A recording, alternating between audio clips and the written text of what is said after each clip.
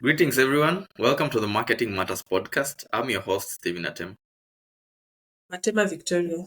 Yeah, how are you, Vicky? I have flu. I hope I'll be audible, but I'm okay. Okay. How has your week been? I think the week for me has been quite interesting. Not even for me actually, but the whole world, given what was happening in the US the other day. Trump almost getting shot. The Kenyan protest progressing. Like it's like we can't catch a break in terms of this global news. But Yeah. we are here. So yeah, apart from what's happening in the world, here is what's making news in the marketing field. Meta hits 175 million active users on Threads. WhatsApp for Android gets voice transcription feature. Streaming grows to 38% of TV usage. Google will not acquire Hubspot, and folks seem to be getting their news on social media platforms.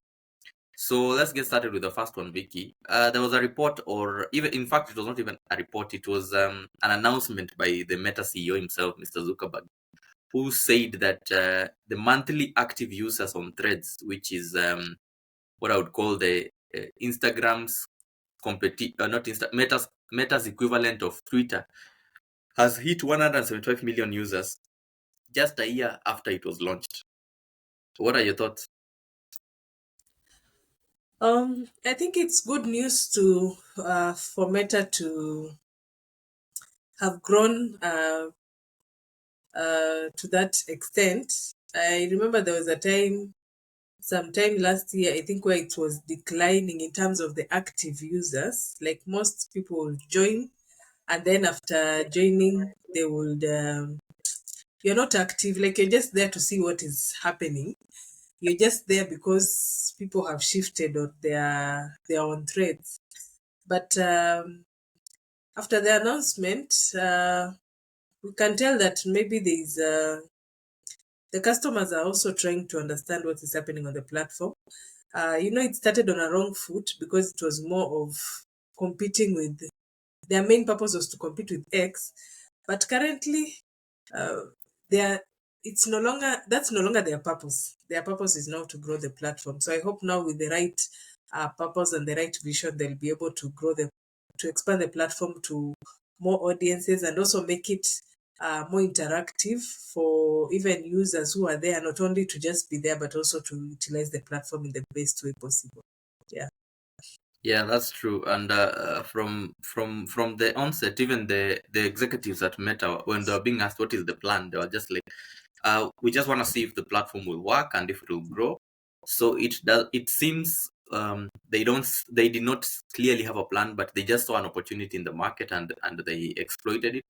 And of course, clearly, because it's not heavily supported by ads, though there is a lot of interest on the ads segment, it is still heavily funded by the company, which is Meta itself.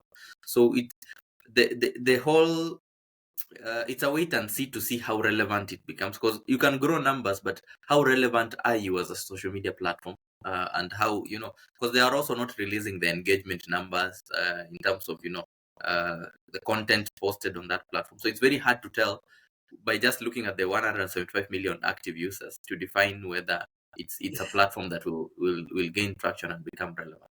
But that has also made me also curious about other social media platforms, and I started researching on other platforms and their, what, let's call it, their um, their usage. So just confirm for me that you can see these statistics by Statista, which was showing the Yeah. active social media platforms in Kenya as at Q3. This was supposed to be Q3 2023. And it was quite telling, because there was you would assume that because of how people are on X, and even sometimes even on YouTube, you would think that that is part of the leading platform, but the numbers are quite telling.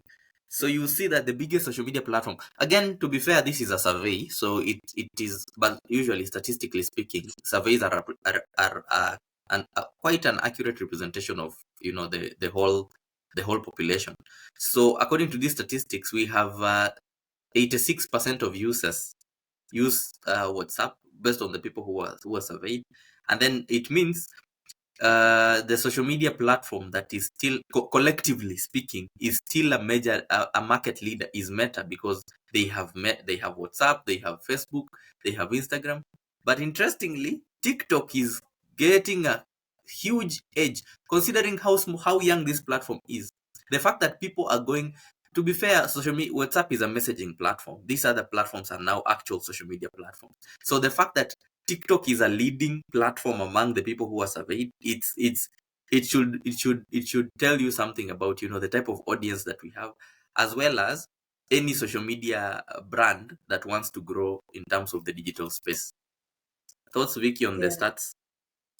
Yeah, so just before I talk about the stats, as you were just talking about the threads and mentioning on um, on Meta continuing to pump money on threads because they are not making any source, they are not generating revenue from the platform. It just also helped me also understand, and even for the audience to understand. You see, that's a big platform, yet they have it's like 1 year and a half. No, I think they started must have been in July last year, 10th July, yeah, Okay. when it went live. Okay, Yeah. so the 1 year, they have been pumping in money. So, like, that already tells you, even the audience, as a marketer, or if you're in business, what it takes for you to be able to now grow your brand and even your business to the level that you want it to grow. The patience, like Yeah. investment that you need to put in the business and in all capacities to be able to grow your brand and also to create awareness. So I just wanted to mention that, like, it calls for a lot of patience even in these big companies. When you see them after years when they are doing so well, you don't assume that it happens overnight, but it took time. Now on the report, this is a survey on in Kenya, but I Yes. think it's even There's also related another one to, for global I can share. yeah, as in it's even related to Africa, because I think I saw uh, the one in Africa. It's true. Um, Meta still stands. I know TikTok is growing at a very faster rate, and of course WhatsApp. For me as a business, I would look at WhatsApp, and if you're doing any business, then I would start asking myself, am I utilizing WhatsApp in the best way possible to generate more income? Like, if I'm advertising, that's why even Meta right now, Mm, they have an option where you can advertise directly on WhatsApp, because they know that's where most users are. And if you spend your money well, you'll be able to utilize. However, the adverts on the WhatsApp platform are not doing so well, but I would recommend mm. that even if you're having adverts on these platforms, you consider driving traffic even to the WhatsApp contacts, because it will Did you also say? help. Be able to advertise on WhatsApp directly, but it So you goes can to teach the how the, that would the go Facebook. about. The options are there if you have a WhatsApp business account. It's just that I'm saying, even if you are to do that, I've not seen the good results or good return when you're doing that. So I would, because again, the audience are more on the Facebook, Instagram. The right audience are more on the Facebook, Instagram, and the thread. So Mm. it's an option that Meta is continuing to explore, and you have the option to advertise directly on WhatsApp. However, um, I would recommend that even as you're doing it on other Meta platforms, you have an option where you can direct people to contact you on WhatsApp, because that is also a platform that they are really trying to push, especially in African countries, because they have realized most users are using those platforms. So it's an Uh, interesting survey, and also I think for the TikTok, it also helps businesses to know that. You need to start thinking on content, how to generate or create content on those platforms, because that's where the audience is shifting. Yeah. yeah, sure, that's true. And that takes us to the next story, which is also about Meta, but this time specifically to WhatsApp. So WhatsApp has released for Android users a voice transcription feature. Now, Android uses a voice transcription feature basically means that you can do a voice note on your WhatsApp, and then it's transcribed to the other party in their language. So, assuming you speak Swahili, you can do a voice note in Swahili, but then it will go, or it will be transcribed by their by their engine into the language that you will have chosen. Android Apple users had been enjoying this feature for quite a while, and now I guess the integration and the development has finally come to what to up to Android. But even then, the languages are a bit limited, because from the report that I was reading, they're in, I think it's in Hindu, English, Russian, I think Russian, English, Portuguese, Hindu, and of course they are saying more will come.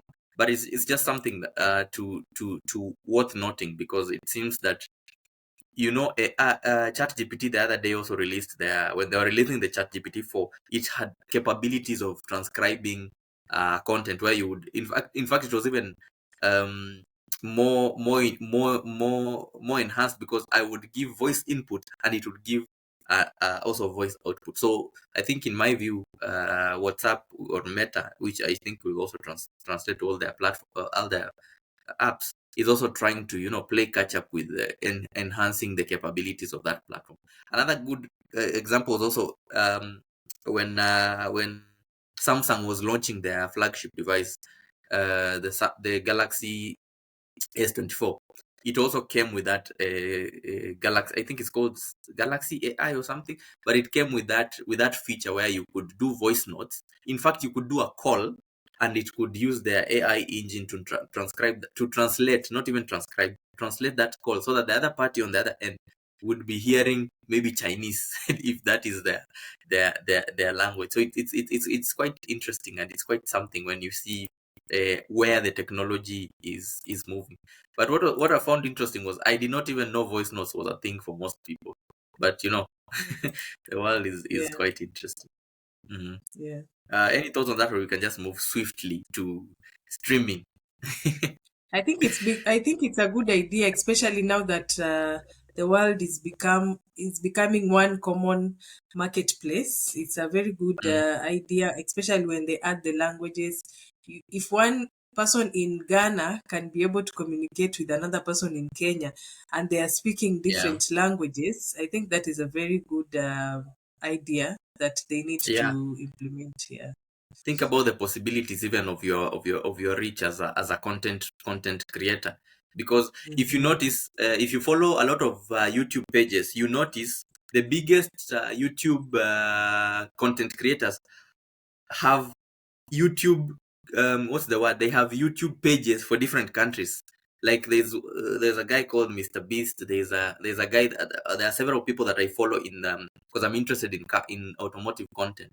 You'll notice that they say, if maybe you are in Germany, this is they have a specific page that speaks only Germany. It's the same content, but it's, I guess, through the AI they are now able to easily transcribe. Previously, what they would do, they would have to hire voice artists. They would have to hire you know different translating platforms. But right now, several companies have come up, and you'll see more and more content creators going this direction, where if you are a big content creator that is maybe serving US, and you're getting popularity in China, you're getting popularity in Europe or Germany, you're getting popularity even in Kenya, different companies or different AI platforms will allow you to be translating so people are seeing you speak in your language, but the way it's coming out in their native language, which even increases exponentially your reach. So I see a lot of potential, and I see a lot of growth, especially to the established content creators.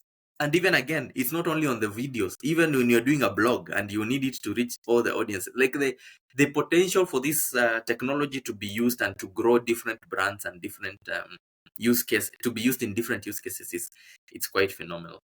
But yeah, we move swiftly to the third topic of the day, which was that there was a report. Like I said, today we're talking about numbers and reports that showed that 38% of TV usage, this is smart TV usage, smart TV usage is going to streaming platforms. And let me just share with you the statistics because it's quite telling, and it's just in my view a confirmation that indeed the future is going to be digital. And if you're not in that space, you're going to be, if you can't adapt to be in this space, things are going to get tough for you. So you'll see that still cable for those who might not be aware, it's like when you have DSTV or any other type of paid platform, Zuku and whatnot. And then broadcast is now just the normal plug and play. You put your antenna on, and you see the free to air channels. And then others, this can be you're using those what are those things called? Those the TV maybe comes with its own software and whatnot. But that now the number has grown steadily to that 8%. I think 5 years ago it was barely 20, and the growth in these platforms is at least for people who are using the tele. Again, this number, to be fair, it's a number that is for the US, but usually US is like a representation of the whole world, because unlike Africa or China, US companies have a lot of what's the word? Have a lot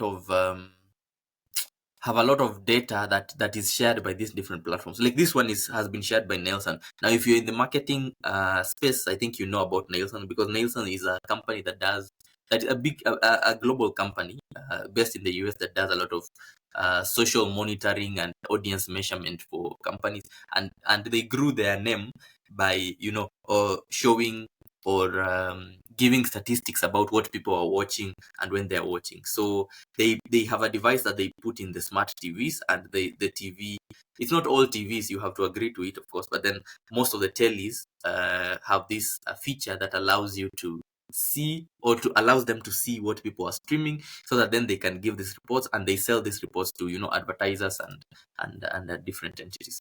But yeah, the stats show that 38% of TV usage is on streaming, and this number is growing, while the number on cable and broadcast seems to be shrinking. I'd like to hear your thoughts, Vicky, before even we can dig deeper into the statistics.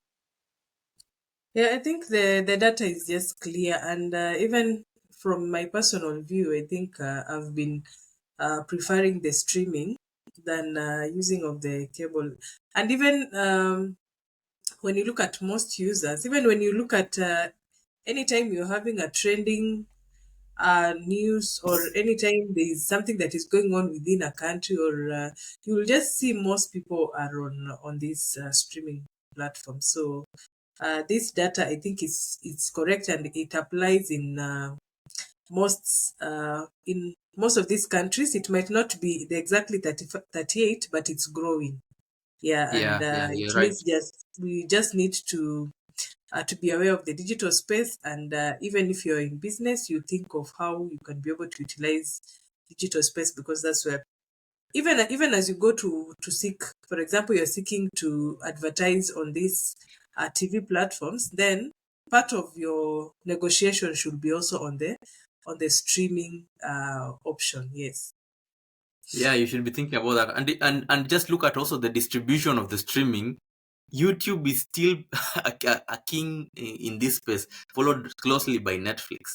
So anybody who is still who is worried about what is happening in the digital space, if you want to grow your reach, especially on video content, YouTube still plays a very huge still has a very huge audience by making up the highest number of the highest audience rate, especially for people who are streaming. So it means even the guys who have bought smart TV devices, they are still using the what I would call the free version of um of streaming services, which is YouTube, and then you go to Netflix.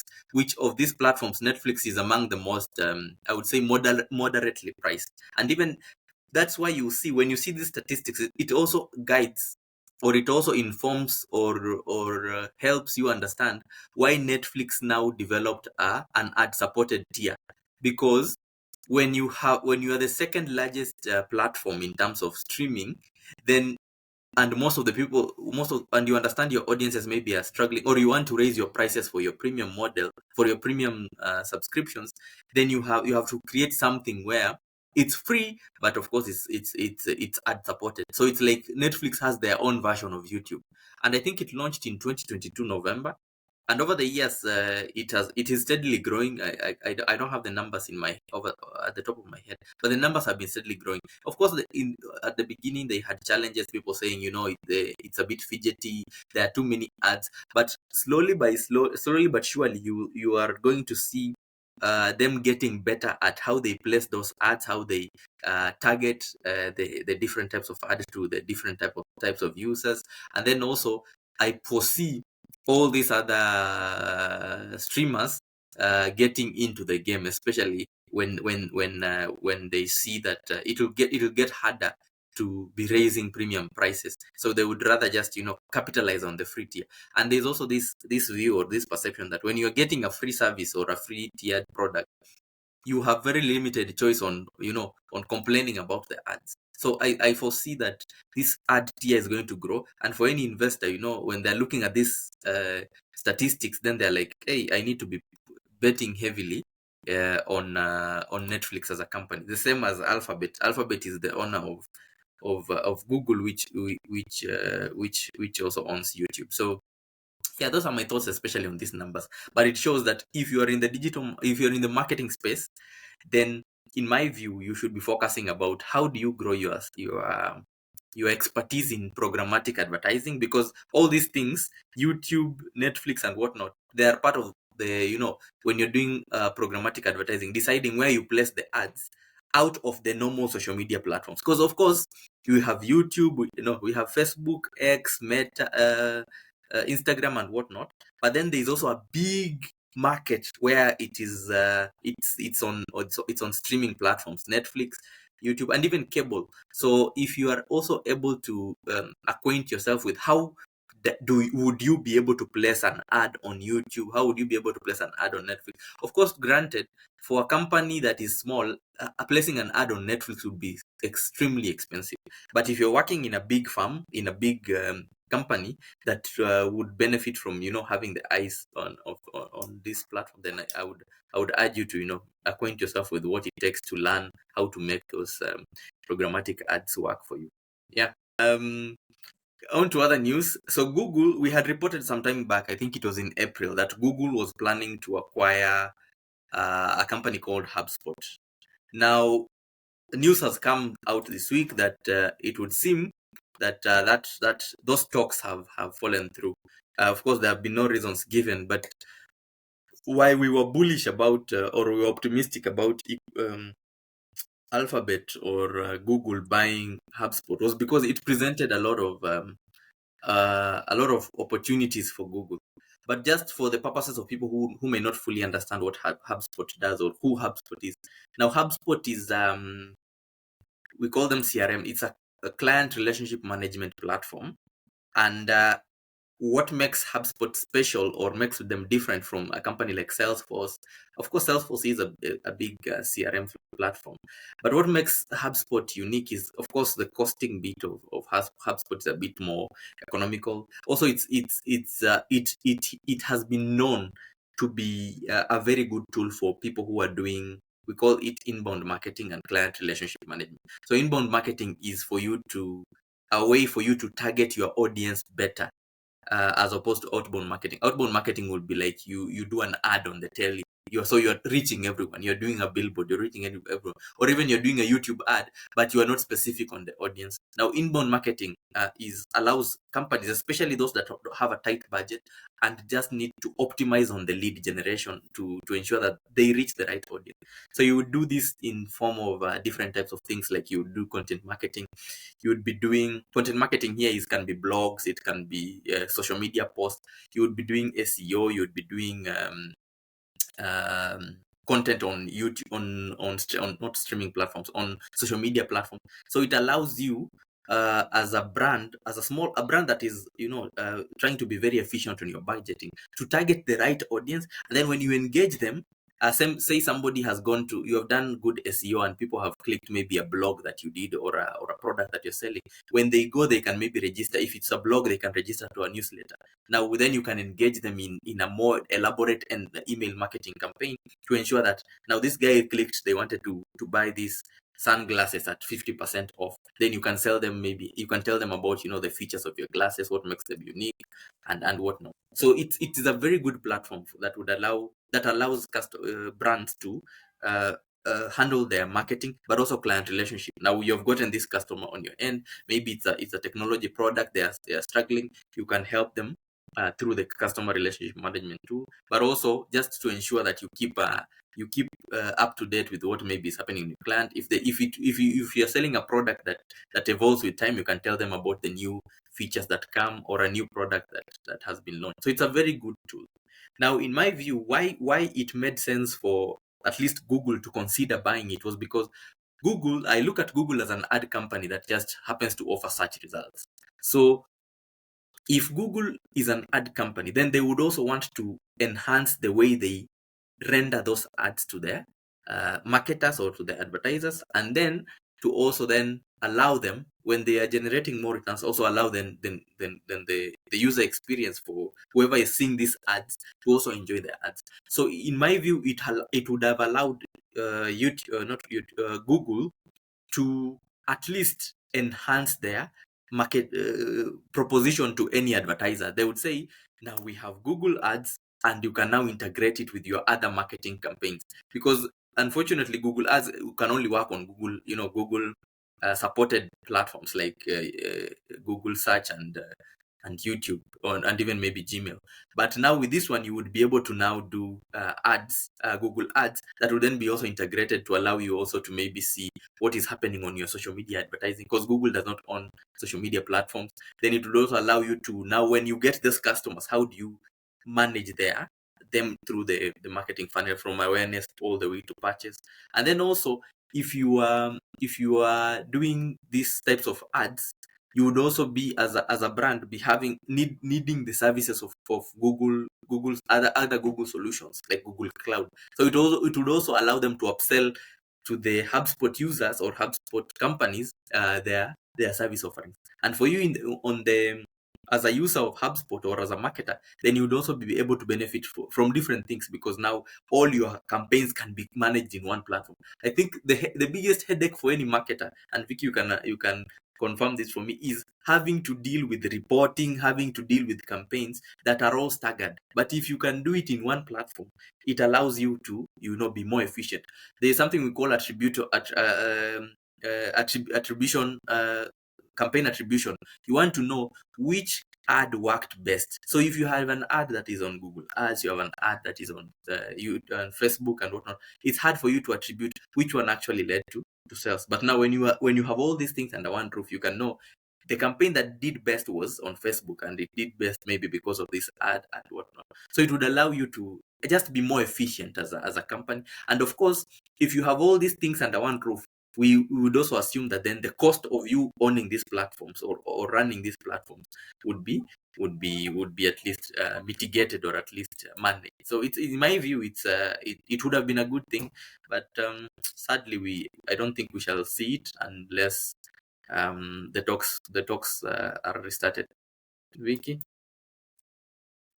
Yeah, I think just as you have explained, it was beneficial to both, and maybe for me, I just think maybe the conclusion was not met because of probably the costs, because both of these companies feel that they have value, they have a perceived value. So you might find that maybe Google feels HubSpot is of a certain value, but HubSpot feel otherwise. uh, But it would yeah. have been a very good uh, mutual agreement, because like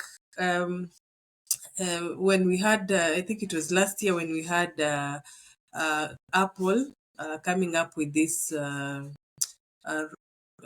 restrictions on the third party cookies, that you're not supposed, because now you have the first party cookies and the third party cookies. The third party cookies means you can collect information on your website, but you cannot distribute it to other parties. So Apple was only considering you to only use first party cookies. Like, you are allowed to use the information you get on your website only to your website. So even Google faced those, Google Meta, they faced all those the restrictions were their customers were affected on those restrictions, because now when you are advertising, you are limited, because now the the companies are not, you cannot be able to distribute that other data, like for example from your website to Facebook and the like. So HubSpot would have been a very good strategy for Google, because now if HubSpot is able to collect that data, and HubSpot is part of Google, then it's termed as first party cookies. So the information that HubSpot gives Google is not, it's not like they are selling the information. So customers will have been able to, they actually, the marketers or the advertisers will be benefiting from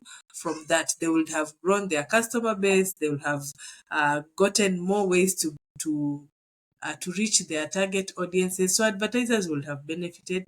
Even the HubSpot will benefit. They'll find ways to sell or upsell or cross sell on both platforms. So it will have been beneficial to both. I think it's just a matter of probably the costs that they will not have agreed. This is just my assumption, but because the benefit was applicable to both of them. Yeah. Yeah, you're totally right. And even I was looking at the value of this HubSpot, and the market cap, which is the value. It's a company that is listed on the New York Exchange, and the market cap or the value of that company based on the value of that share was around 30 billion, and Google has cash reserves four times that, which would mean that even in the acquisition, it would not have costed Google so much. But it is possible then that the HubSpot shareholders gave Google an offer or a value that Google felt was not reasonable. Sometimes you don't want to tell somebody that I don't want to be acquired, so you give them a very crazy figure that they're like, you know what, I can build my own platform. So yeah, you're right. I also suspect that the negotiations might have fallen through because maybe they could not agree on the value of the purchase. But moving on swiftly, where do you guys get your social media? Where do you guys get your news from? Now, there's a report here that tried to survey different users to see where each of them would say, or where each of them said they got their social media, their news from. And you might be surprised or might not be surprised based on what the figure is, because somebody would have assumed that people use social media platforms for different uses. So based on this, I want to call it a survey or a search. It shows that people are not necessarily on social media platforms to get news. In fact, all the platforms apart from X, majority of the users are there for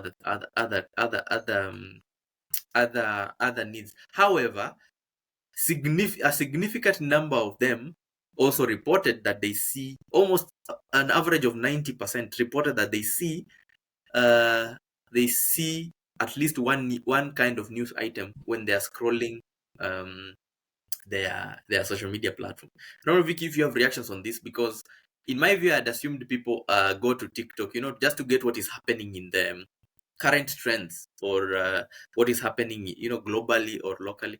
But it would seem that X seemed to be the only platform where people actually are there, and it's a major reason for them to, be up to date with the world news. So, Vicky.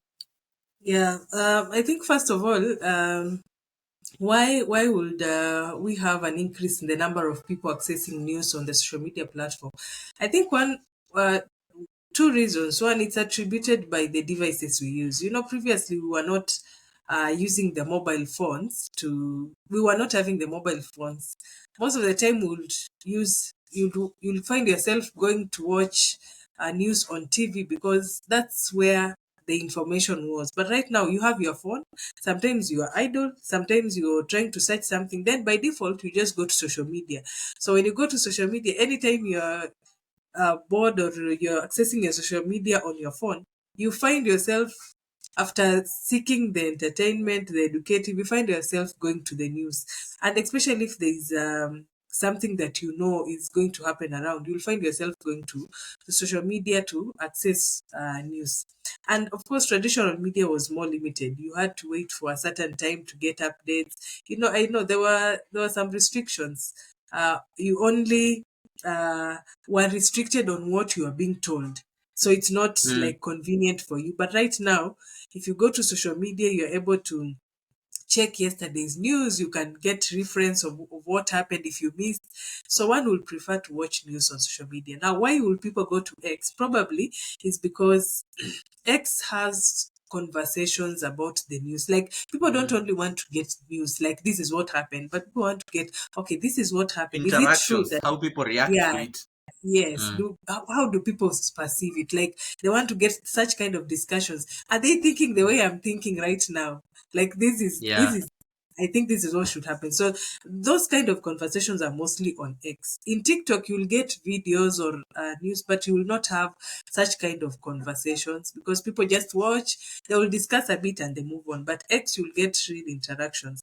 And then, again, the same study, I know it's done across the world, and Mm.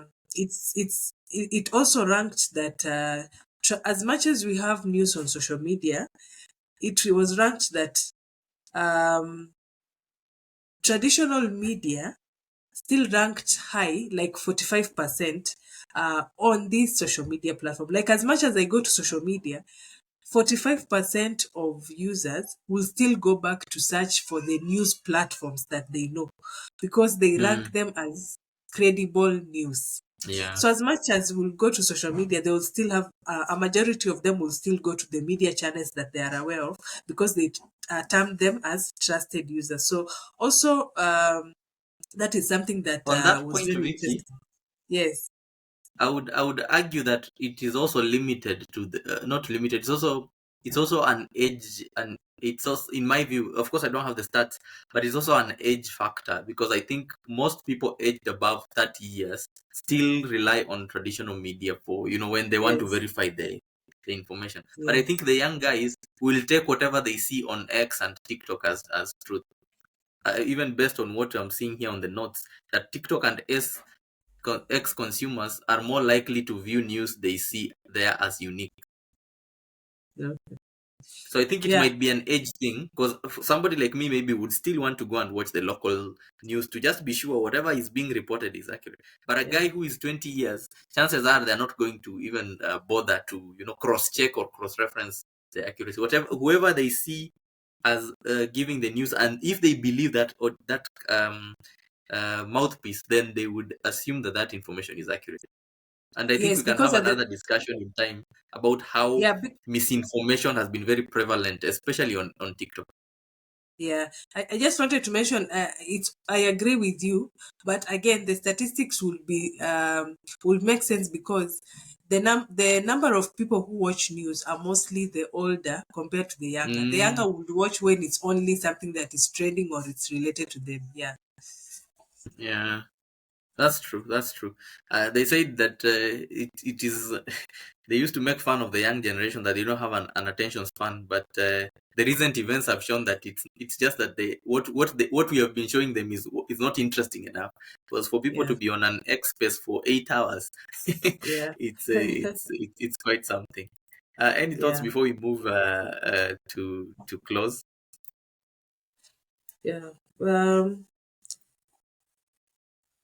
No, I think we have covered majorly the social media and marketing news in general, and it's just something that we need to watch. And even as businesses, we seek ways on how we can be able to, what do we learn from them, and also how we can also be able to apply the lessons we learn on our business.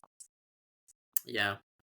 And that's a wrap from us today on the news segment of this podcast. So thank you again for being here until the end, and we'd urge you to share this content with your friends, your family members, or even just strangers on your social media platforms. So like, share, subscribe, comment on where we can improve, and topics you'd like us to cover if you're in this industry, or even if you are in outside this industry and you need to learn a bit something, so that you are sure whenever you are procuring these digital marketing services, you know what you're getting into, and you can get better results from your ad campaigns. But other than that, stay safe. It's me, Steve Atema. Yeah, from my end, I would say if you like this video, remember to also watch the other videos that are in line on our Marketing Matters podcast. Otherwise, I'm glad that you created time to watch this video. I'm Victoria Tema. Bye. Bye.